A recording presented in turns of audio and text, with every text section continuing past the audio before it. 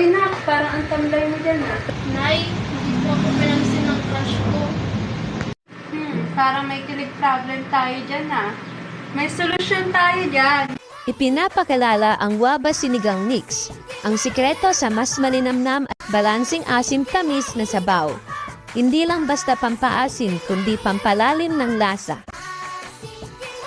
Habang hinahalo ang sariwang gulay at karne, idagdag ang Waba Sinigang Mix. Mapapansin na natural na aroma ng bayabas, may konting tamis, may sapat na asin at may linamnam na siguradong magpapabalik sa iyo sa hapagkainan.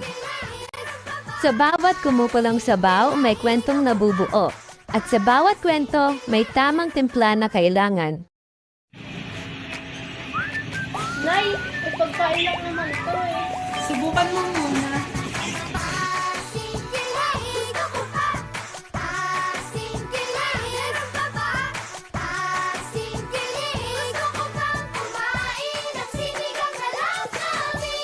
Bakit ganito? Ano? Kinilig ako. Hindi man siya nag-chat sa'yo. At least, ang Guava Sinigang Mix consistent. Nay, mas okay pa to kaysa sa crush ko ah.